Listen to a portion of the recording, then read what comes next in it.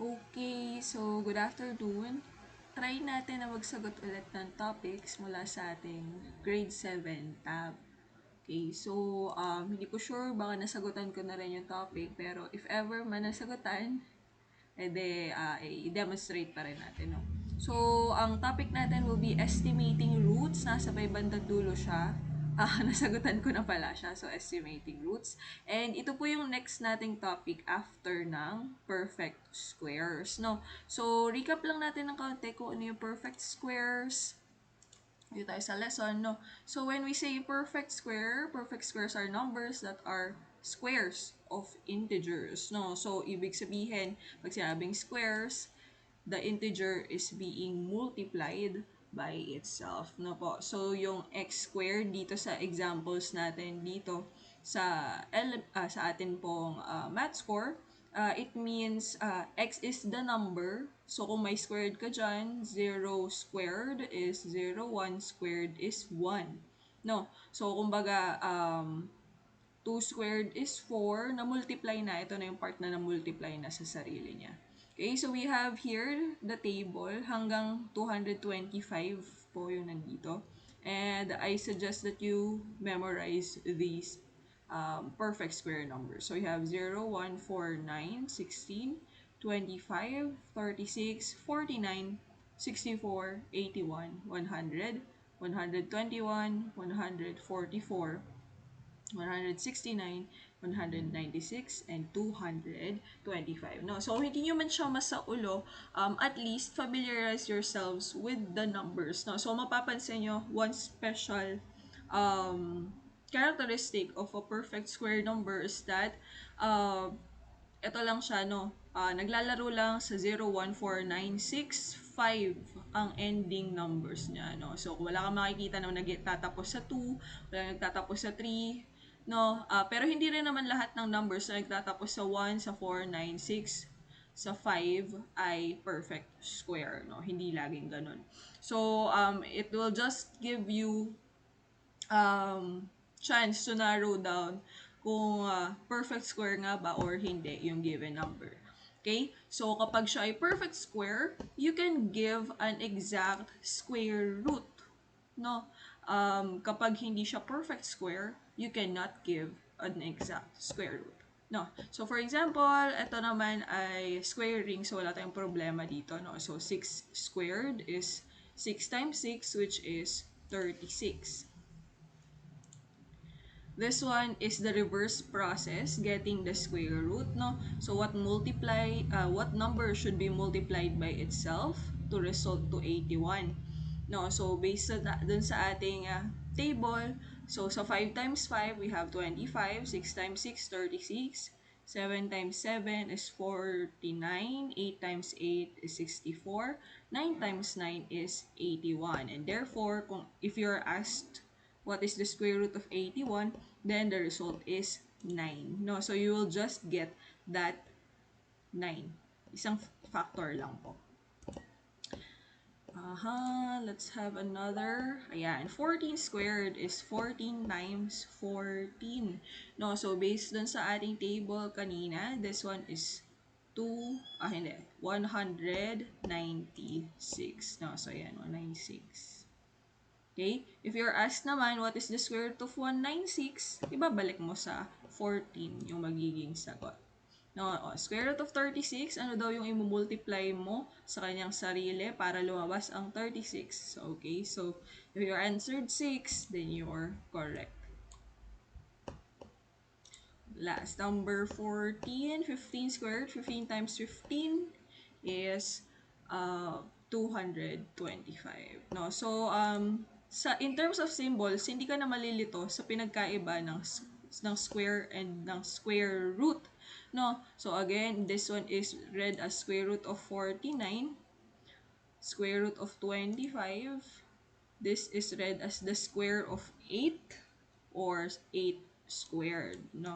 So, ayun. Last time, yun yung pinractice natin and yun yung nakita natin dito sa worksheet na ito. Now, dito naman tayo sa estimating square roots na po. So, in estimating square roots, it is important that you are familiar with the perfect square numbers.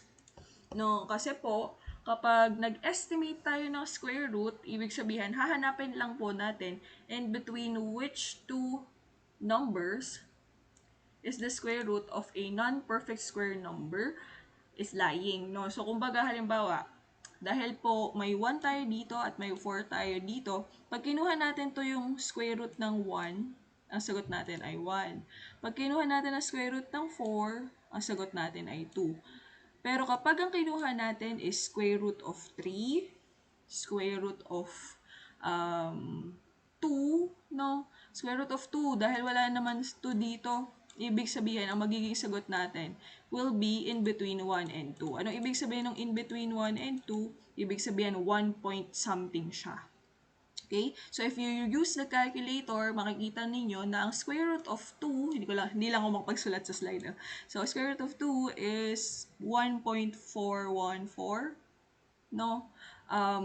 Totoo sa hindi kayo papayagang gumamit ng calculator. So, what we're just going to do is to find in between which two integers naroroon yung ating non-perfect square numbers. So, halimbawa, isa pang example, square root of 24.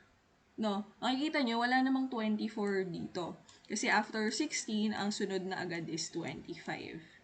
Okay, ibig sabihin, if you're asked in between which two integers the square root of 24 lie, you will answer 4 and 5. No? So, square root of 24 lies in between 4 and 5.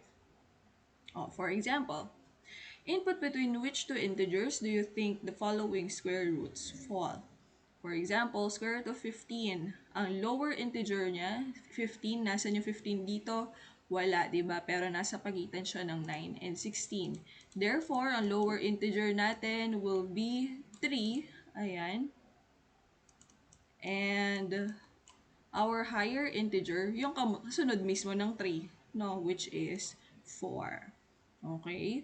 So, let's say we have square root of 156. Hanapin natin ang 156 dito. So, 156 is greater than 144. So, ito na yung una nating number.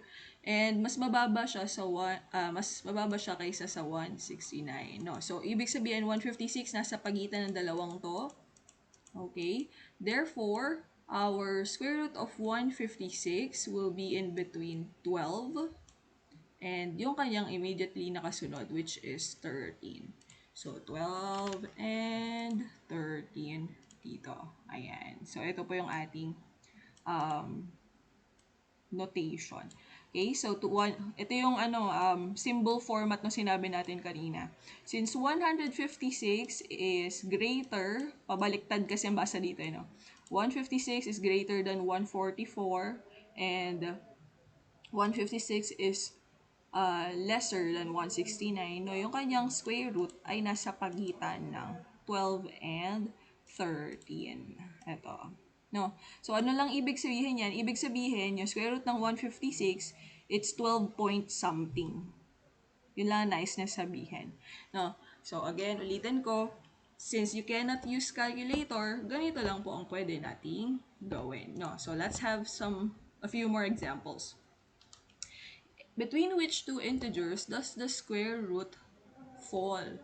No, so nasa pagitang integers daw yung square root na yun. So, for example nga, square root of 15, nasa pagitan siya ng 3 and 4. Square root of 59, nasa pagitan siya ng anong dalawang integer. So, 59, perfect square numbers muna ang tingnan natin, no?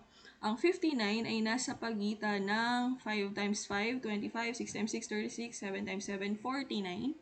8 times 8 ay 64. No? So, nasa pagitan siya ng 49 at 64. So, ibig sabihin, ang lower integer natin ay square root of 49, which is 7. And ang higher integer natin ay square root of 64, which is 8. Okay? So, kumbaga, lagi mong hahanapin muna kung ano yung perfect square numbers na kumbaga ay umiipit sa kanya. No? So, it's between 7 and 8. Okay? So, ma'am, ibig sabihin, pwede pong pare-parehas ang answer sa given numbers. Actually, pwede po. No? So, kung halimbawa ang tanong sa'yo ay, in between which two integers the square root of 27, square root of 29, square root of 30 lie? No, ang lagi mong isasagot is in between 5 and 6. Bakit? Kasi yung 30, yung 26 at yung 27, yung 29, lahat sila nasa pagitan ng 25 at 36. Kaya ang magiging sagot will be 5 and 6. Okay? So another example, example number 2, ayan, square root of 95. So, we know that 9 times 9 is 81. 10 times 10 is 100, no? So, ibig sabihin, lower integer is 9 and higher integer is 10. Okay. Next, so 173. No, kaya dito kailangan nyo talaga sa ulo nyo, no. So 173, it's between 160 169 and 196. So ibig sabihin, our answer will be 13 and 14. Yan. Level 3. So, square root of 45, nasa pagitan, last example natin, no? Nasa pagitan siya ng 6 times 6, which is 36, at 7 times 7, which is 49. So, isasagot mo sa akin is 6 and 7. Okay? So, itry natin mag-answer ng worksheet. No, medyo may time limit din to. Kaya medyo bibilisan natin. So, 38 in between 36 and 49 siya. So, ang lower integer natin ay square root of 36, which is 6, and higher integer ay yung kasunod niya mismo. Okay? So, again, pindutin ang next, not the right arrow. So, square root of 149 in between 144. So, ang 144 ay 12. And yung immediately niya, kasunod is 13. Next. So, 118 in between 100 and 121. No? So, square root of 100 is 10. Square root of 121 is 11. Sorry. Delete natin. So, daldal kong ito. Baka hindi ko makatapos. Then, square root of 17 in between 16 and 25. No? So, it's 4 and 5. No? So, next. Okay, so submitting my answer. Hopefully, tama lahat. Ayan. No po. So, sa inyo po, dahil po hindi pa naka 100 yung inyong topic, no, marami pa kayong do next worksheet dyan, no. Pero kapag naka 100 na kayo, it will be recommended for you to go to the topics menu. So, dahil meron pa naman akong do next worksheet dito, try ko pang gawin yung kasunod. So, square root of 26, no, 26 is between 25. No, 5 times 5 and 6 times 6. No, so lower integer is 5 and 6. Next. Lower integer, 192. Nasa pagitan siya ng 13. Ang 13 kasi ay 169. And 14 is 196. So, 14. Next. So, square root of 11 between 9 and 16. So, it's between 3 and 4. 382, parang lampas na to dun sa 15 kanina, so 225. Ito medyo mahirap kasi hindi ko rin ito sa ulo. So, it's 20 times 20 is 400. So, siguro ito ay nasa 19. 18 and 19, not sure. Sandali lang. Try muna natin ang 19 and 20. Ang 20 kasi is 400. So, malapit-lapit siya dun eh. So, 19 and 20. So, ang 19 times 19, 1, 300. Hindi ko tanda. Okay. So, i-next ko na to. Kung mali man, edi masaya. Okay, tama. Okay, 19 times 19. I-ano lang natin. Pakita natin. Ayan. So, naka-fireworks na ako. Babalik na ako sa aking mismong main menu. So, ayun, sagutan niyo na po yung ating topic. So, it's possible to get more than 100%. No? So, tuloy niyo lang po. So, again, you're required to answer perfect squares and estimating square roots.